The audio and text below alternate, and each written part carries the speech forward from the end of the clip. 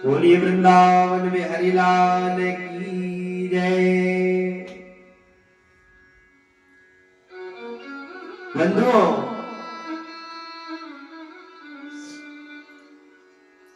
भगवान जब उज्जैन सांदीपनी मुनि विद्यालय से विद्या अध्ययन करके आए तो आज भगवान को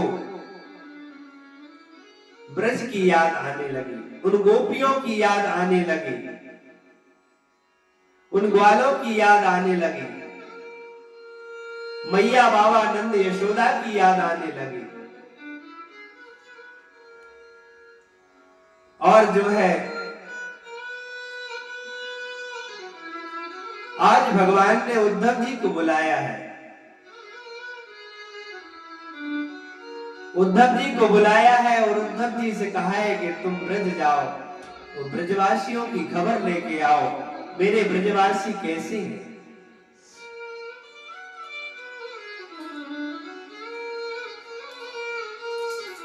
उद्धव जी ने कहा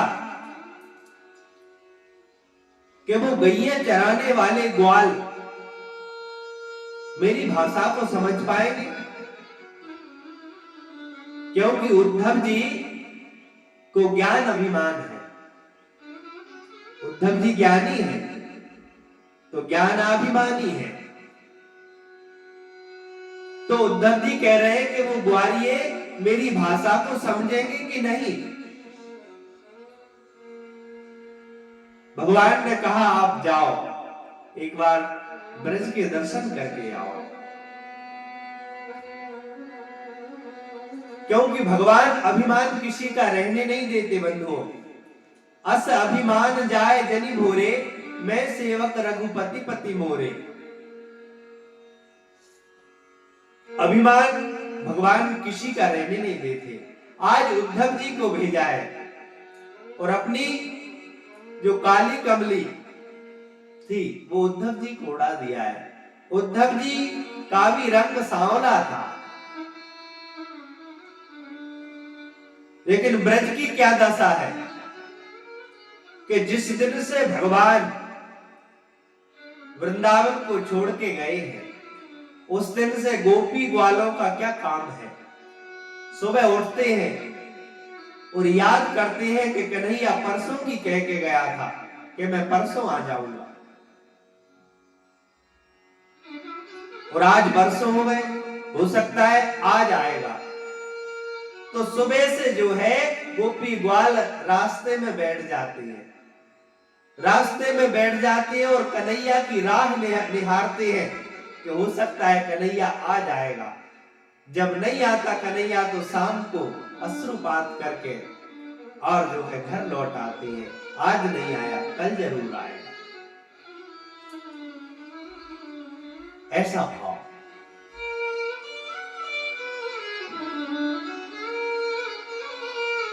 बंधुओं, आज जैसे ही उद्धव जी गए और उद्धव जी का रथ दिखाई दिया, ग्वाले प्रसन्न हो गए, इतने दिनों में आया, आज आ गया कन्हैया। एक ग्वाला छुप गया, एक ग्वाला छुप गया, क्योंकि भगवान के संग में खेलता था, भगवान की पीठ पे बैठता था। एक ग्वाला छुप गया और कहने लगा कि कन्हैया जब आएगा और मेरी पूछेगा कि श्री दामा कहाँ गया, मधुमंगल कहाँ गया, तब मैं उसके पास आऊंगा और उसको खूब घड़ी घोटी सुनाऊंगा कि झूठा तो बहुत देखे लेकिन तेरे जैसे झूठ बोलने वाला नहीं देखा। परसों की कह के गया था और आज बरसों में हमारी याद आ रही है तुझे। छुप गया। जैसे ही उद्धव जी का रथ पास में आया, नहीं रहा गया, सारी गुस्सा ठंडी हो गई, नहीं रहा गया, उद्धव जी के पास आ गया, मेरा कन्हैया आया है। और जैसे ही उद्धव जी को देखा तो उद्धव जी ने कहा कि मैं कृष्ण का मित्र उद्धव हूं। बोले वारे कन्हैया, तुझे हमारी याद भी आई तो तूने अपने मित्र को भेज दिया।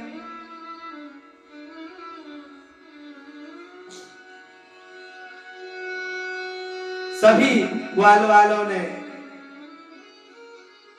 कन्हैया की राजी खुशी पूछी है, हमको याद करता है कि नहीं करता है, खाना पीना सही से खा लेता है कि नहीं खाता है। उद्धव जी ने पूछा कि मुझे यशोदा मैया का महल बता दो।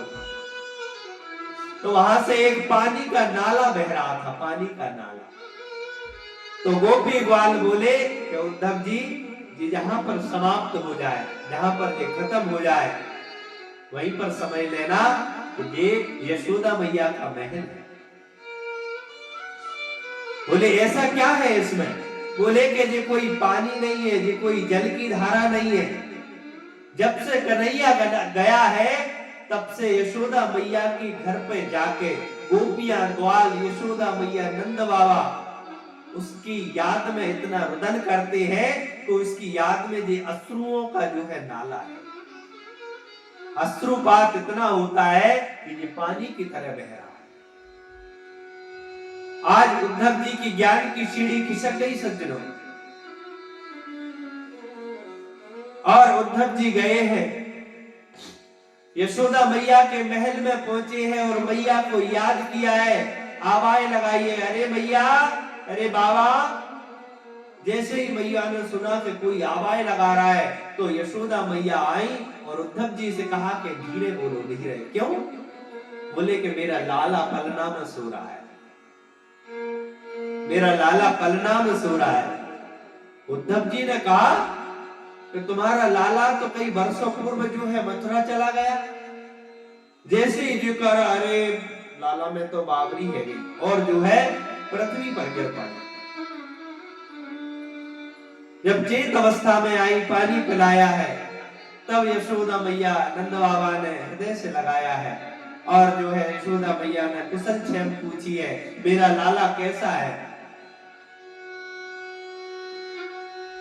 प्रसाद पानी बढ़िया पा रहा है कि नहीं पा रहा है, हमको याद करता है कि नहीं करता है। पूरी रात आज उद्धव जी की बाबा नंद और मैया यशोदा से वार्तालाप हुई और उद्धव जी जैसे ही प्रातः हुआ, सुबह हुआ, तो उद्धव जी गोपियों का दर्शन करने के लिए गए। जैसे ही दर्शन करने के लिए गए तो गोपियों का झुंड बैठा हुआ था और उस झुंड में क्या बात चल रही थी।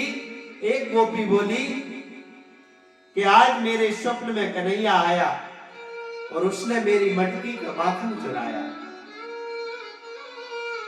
एक गोपी बोली आज स्वप्न में आया और मैं पानी का घड़ा लेके जा रही थी, उसने मेरा घड़ा ही फोड़ दिया।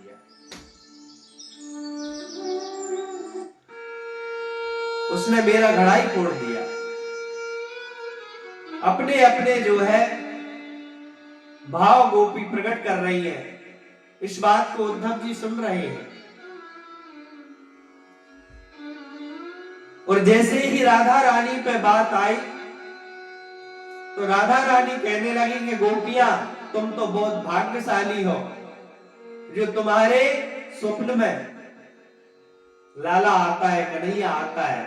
लेकिन जिस दिन से कन्हैया गया है उस दिन से मुझे नींद नहीं आई, और नींद नहीं आएगी तो स्वप्न कहां से आएगा। उद्धव जी इस बात को सुन रहे हैं।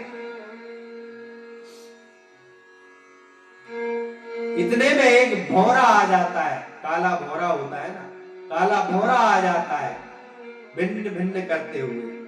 जैसे ही आया तो गोपियों ने कहा कि काले सब कपटी होते हैं, ये भी कृष्ण का मित्र है, ये भी काला है, ये भी कृष्ण का मित्र है,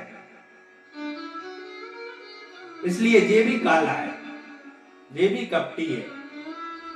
एक गोपी बोली कि ये काले कपटी तो होते ही है, लेकिन ये आज की कपटी नहीं है कि अभी कपटी हो गए हो।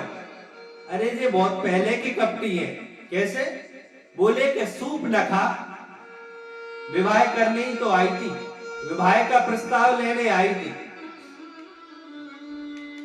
तो विवाह तो किया नहीं है, और उसकी नाक काट दी। मतलब दूसरे के काम की भी नहीं रहने दी। तो ये कपट नहीं है तो क्या है? एक बोली इतना ही नहीं है, भाई भाइयों में झगड़ा होता है, सभी में होता है, लेकिन सुग्रीव से मित्रता कर ली और बाली को छुपकर बाण मार दिया। ये कपट नहीं है तो क्या है? एक बोली, अरे बलि महाराज के पास पहुंच गए 52 अंगुल के बन के, 52 अंगुल के बन के पहुंच गए बलि महाराज के पास और उसका सारा धन हड़प लिया।